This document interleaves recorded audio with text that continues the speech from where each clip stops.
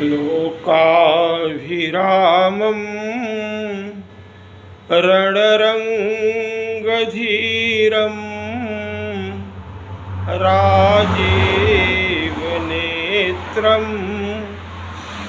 रघुवंशनाथं कारुण्यरूपं करुणाकरं तं श्रीरामचन्द्रं शरणं प्रपद्ये।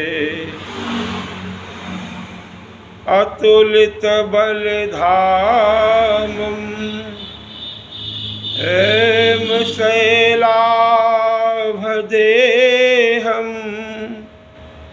दनुजवनकृशानुः ज्ञानिनामाग्रगण्यं सकलगुणनिधानं वानराणामधीशं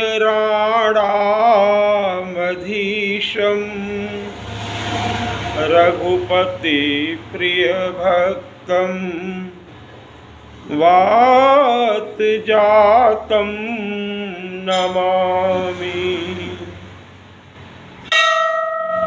श्री गुरुचरण सरोज रज निज मन मुकुर सुधारि। बरड़हूँ रघुवर बिमल जसु जो दायक फल चारि। बोधिहीन तनु जानिके सुमिरो पवन कुमार। बल बुद्धि विद्या देहु मोहि हरहु कलेश विकार। बोलो श्री राम जय जय राम। श्री राम जय जय राम। बंदहु बाल रूप सोई रामू सब सिद्धि सुलभ जपत जिसु नामू। मंगल भवन अमंगल हारी द्रवहु सुदशरथ अजिर बिहारी। बोलो श्री राम जय जय राम। श्री राम जय जय राम। राम कथा कल बिटप कुठारी सादर सुन गिरिराज कुमारी। परब्रह्म परमात्मा भगवान भोलेनाथ आदि शक्ति जगदम्बा जगजननी भवानी उमा को मंगलमयी कथा सुनाते हुए कहते हैं, प्रभु श्री राम को केवट का प्रेम भा गया, निष्ठलता भा गई, उसकी सरलता भा गई, उसकी सहजता भा गई। प्रभु को वो स्वाभाविक है, उसमें बनावटीपन नहीं है, उसमें कपट नहीं है। अब भगवान को सिर्फ निष्कपट ही प्राप्त कर पाते हैं, क्योंकि निर्मल मन जन सो मोहि पावा। मोहि कपट छल छिद्र भावा।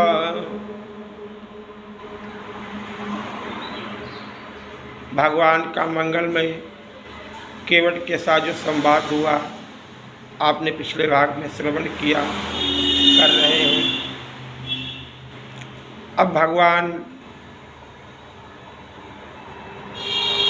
सुमंत को पहले ही भेज चुके हैं, लेकिन सुमंत तब तक गए नहीं हैं।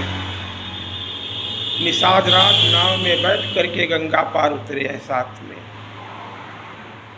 केवट से भगवान ने उतराई में सब कुछ देने के लिए कहा, लेकिन केवट ने कुछ नहीं लिया। और जो कुछ नहीं लेता है उसे परमात्मा स्वयं को दे देते हैं। भक्ति का देना यानी भगवान का अनुकूल हो जाना, भगवान का बस में हो जाना। भक्त के शिशु की जैसे जिम्मेदारी माँ उठाती है, वैसे ही भगवान अपने उस शिशुवत भक्त का पालन करते हैं।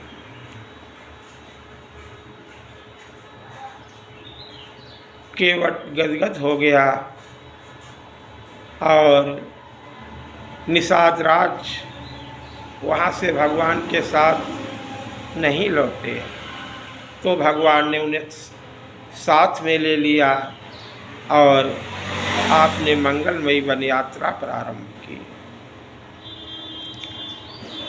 भगवान जहाँ जहाँ से जाते हैं उनके अनंत कोटि मनोज लजावनिहारे स्वरूप को देखने के लिए ग्रामवासी, पुरवासी, नगरवासी, वनवासी जो जैसे भी जहाँ से भी जो उनके रूप सौंदर्य की मंगलमयी चर्चा सुनता है, भाग खड़ा होता है मिलने के लिए।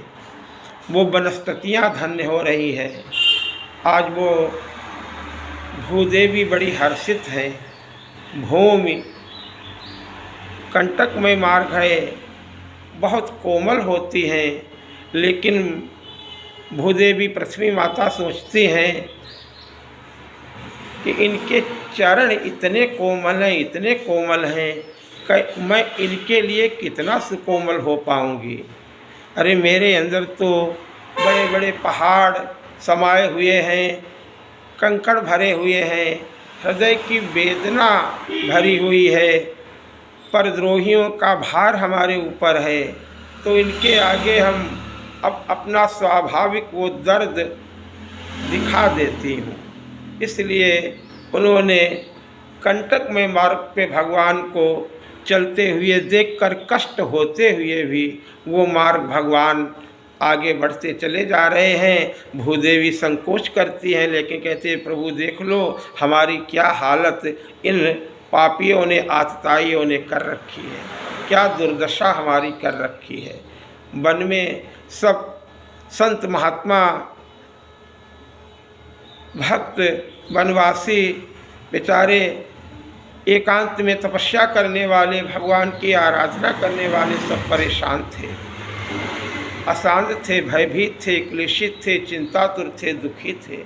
भगवान आज सबको सुखी करने के लिए निकले हैं और सुखी करते हुए जा रहे हैं। भगवान जिस वृक्ष के नीचे बैठ जाते हैं वो वृक्ष धन्य हो जाता है, कल्प वृक्ष भी उसकी बड़ाई करता है।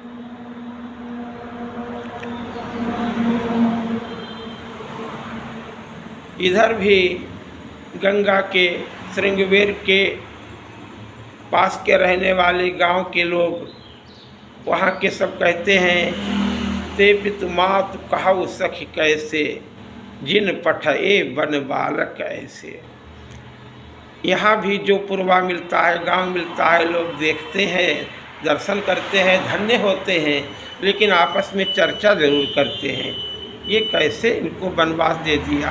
ब्रह्मा जी को दोष देते हैं कि ब्रह्मा जी ने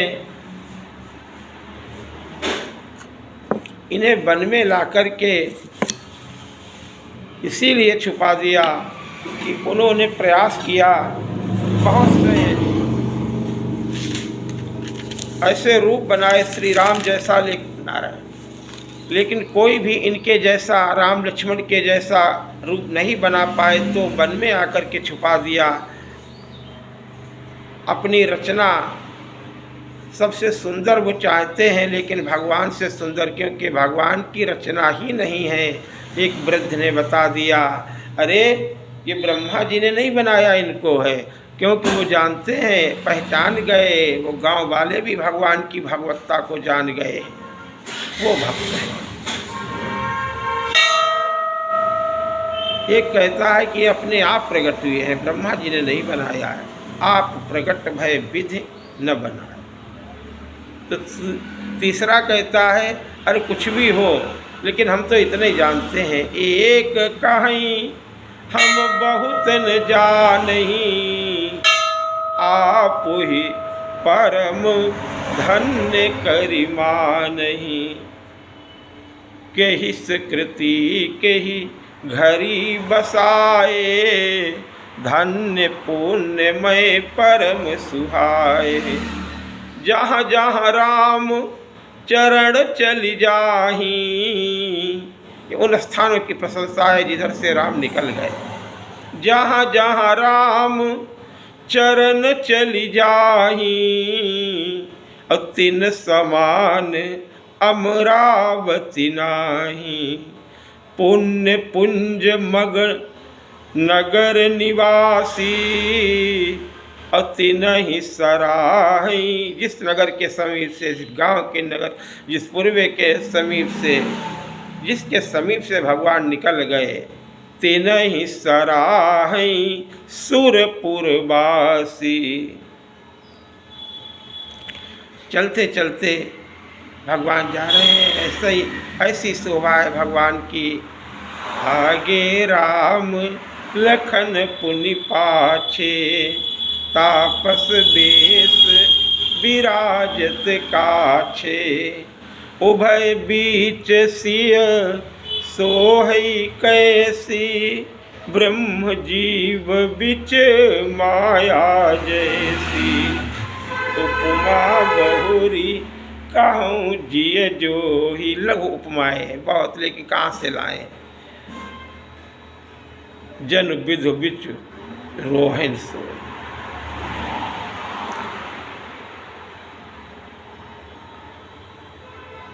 मन में भगवान ने देखा, चलते चलते सोच लिया, जान लिया, जानकी जी श्रमित हो गई हैं, थक गई हैं, और साथ में जो चल रहे हैं वो चाहते हैं कि थोड़ी देर आप बैठें, इनसे हम बातें करें। भगवान ने उन भक्तों की कामनाओं की पूर्ति के लिए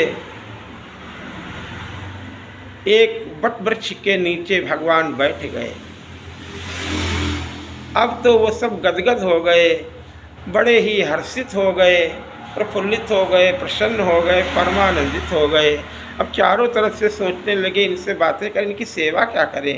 तो झट से एक गया और एक शीतल जल एक कलश में भर करके ले आया। एक कलश भरी आनी पानी, अच्छी महाराज थोड़ी देर बैठो, जल पियो, थोड़ी देर बैठो छाया में। बहुत से अपनी भाषा में भगवान से बोल रहे हैं। भगवान बड़े प्रेम से उनकी बातें सुनते जा रहे हैं। वट वृक्ष के नीचे बैठ गए। अब चारों तरफ से ग्राम बधूटियाँ जो वो माताएं हैं, जानकी जी को घेर करके बैठ गई हैं। सिय सुंदरता वर्ण जाई, लगवती बहुत मनोहरताई।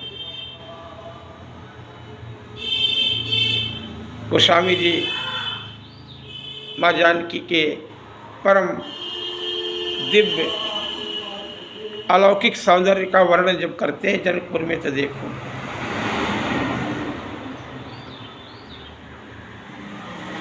उपमा नहीं, इनके लिए कोई अनुपमा है। सरलता इतनी है। उन ग्राम बथूटियों के साथ में माँ बैठी हैं, उनसे वार्तालाप होने लगा। वो पूछना चाहती है, कुछ सुनना चाहती है माँ को। किशोरी जी से ग्राम बधूटियाँ जानती हैं कि परब्रह्म परमात्मा की आदि शक्ति पराम्बा वो शक्ति है, वो राम जी को पहचान गई हैं, लखन जी को पहचान गई हैं। भगवान का वो सहज सरल स्वरूप उन्होंने समझ लिया है। लेकिन वो लीला, उनका वो भोलापन, वो पूछ रही हैं कि अब समझ नहीं पा रही हैं कि इनका परिचय क्या है। ये सुंदर गौर वर्ण और सलोने श्याम वर्ण वाले आखिर आपके लगते कौन हैं? भजूटियों ने पूछा, हाथ जोड़ करके बोली, बोलते हुए सकचाती भी हैं, डरती भी हैं, कहीं हमारे द्वारा कोई ऐसा शब्द न निकल जाए जिससे इनको कष्ट हो। हम गांव की हैं, गंवारी हैं, हम पढ़ी लिखी नहीं हैं, आप हमारे अपराध को क्षमा करें, बताएं। माँ ने उनको बताया। सब कहते हैं कि लक्ष्मण भैया बड़े क्रोधी हैं, लेकिन माँ की दृष्टि में लक्ष्मण भैया का स्वरूप क्या है? लक्ष्मण भैया के लिए माँ इस समय देखो क्या बोल रही है। सहज, बहुत स्वाभाविक स्वभाव है, सब बच्चों जैसा, यानी ऐसा ये भोलेनाथ है साक्षात, इनसे इनके समान भोला कोई है ही नहीं।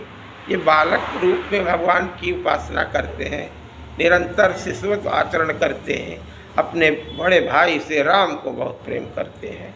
श्री राम को आप इतना अपना सर्वस्व मानते हैं। बारह ते निज हित पति जानी, लक्ष्मण राम चरण रति मानी। बचपन में भी सुमित्रा अम्बा के पास आप नहीं रुकते हैं, जहाँ राम पालने में लेते हैं वहीं बगल में जाकर के उनको लिटाया जाता, तभी ये रोना बंद करते हैं। हर बात में राम जी का ही अनुसरण करते हैं। इनका बड़ा स्वाभाविक सरल स्वभाव है, बहुत ही सुंदर स्वभाव इनका है।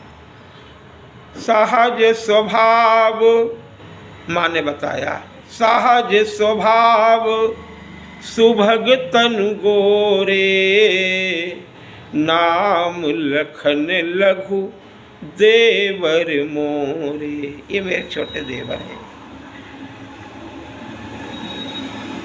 बहुरी बदन विधु अंचल ढाकी, पियतन चितई भौ करी बाकी। खंजन मंजू तिरीछे नयननी, निज पति कहे हुति नहीं सिय सैननी। इतना सुनना था। सीता मैया की वो मधुर वाणी सुनकर के वो ग्राम बधूटियाँ माताएं बड़ी हर्षित हो गईं, गदगद हो गईं। अब भगवान ने कहा, अब यहाँ से चलना चाहिए। निषाद राज नहीं लौट रहे थे, बहुत भगवान ने कहा, आगे लेकर के उनको भगवान ने लौटा दिया। निषाद राज दुखी मन से रोते हुए लौटते हैं और भगवान प्रयागराज में प्रवेश करते हैं। भरद्वाज जी के आश्रम पे आप आए। भरद्वाज जी महाराज भगवान को प्रणाम करने लगे, लेकिन भगवान इतने शीलवान हैं, वो नरावतार में मानवीय लीला करते हुए संत महात्माओं का सम्मान बढ़ाते हैं। मुनि रघुवीर परस्पर नवही, बचन अगोचर सुख अनुभवई। प्रयागराज की बड़ी महिमा है।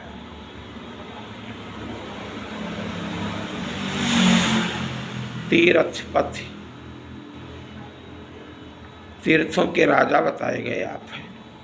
वहाँ भरद्वाज जी का आश्रम है। भरद्वाज जी महाराज के विषय में पहले ही उल्लेख किया जा चुका। आप सप्तऋषि मंडल में सम्मिलित हैं, भगवान के परम भक्त हैं और रामचरितमानस के आप एक घाट के श्रोता हैं। याज्ञवल्क्य जी महाराज आपको श्री रामचरितमानस की पावन कथा सुनाते हैं। इनके विषय में, आपके विषय में प्रशंसा करते हुए याज्ञवल्क्य जी महाराज यही कहते हैं जाना चाहूँ राम गुण गूढ़ा, कीन्हु पृष्ठ मनहु अति मूढ़ा। अरे आप सब कुछ जानते हैं, लेकिन आप राम, जब पुण्यों का पुण्य उदय हो जाता है तब संता मिलते हैं, संता ही कथा सुनते हैं और संता ही सुनाते हैं। श्रोता भी संता है और सुनाने वाला भी संता है, बताया गया है। कथा मिलती है कहाँ है? कथा तब मिलती है जब भगवान आपसे मिलते हैं, तब कथा मिलती है। कथा रूप में भगवान ही तो मिलते हैं, नाम रूप में भगवान ही मिलते हैं, धाम रूप में भगवान मिलते हैं, और अपने स्वरूप में, जब स्वरूप में आपकी कामना होती है, उस रूप में भी आपकी भक्ति से प्रसन्न होकर के मिलते हैं।